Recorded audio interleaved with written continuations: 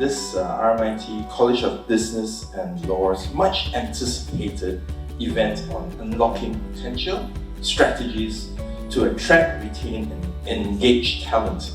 One of the things that I learned actually from this evening is there are different depths and different types of things that people are looking for.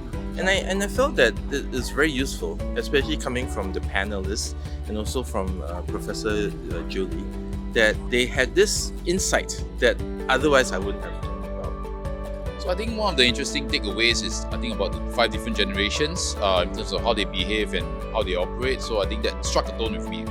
I think there were a lot of key takeouts, and to be very honest, I think the exercise which you did was very interesting. I really enjoyed when the panel was talking about culture. It is a huge thing here in Singapore. As a HR practitioner, that's the most important part, I think, making sure that the systems that you have in place from a HR perspective take inclusivity into consideration so that everyone feels part and no one feels left out.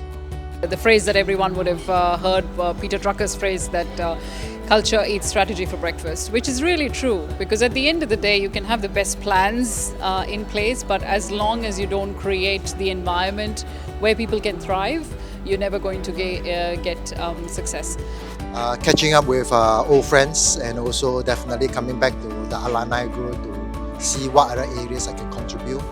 There's an abundance of information about the best way to secure and engage and retain talent. But a lot of it comes from self-proclaimed thought leaders or celebrity CEOs, and it's not subjected to the rigour of research. So it's wonderful to be able to share research findings with our alumni and then help them think about more effective ways to manage talent.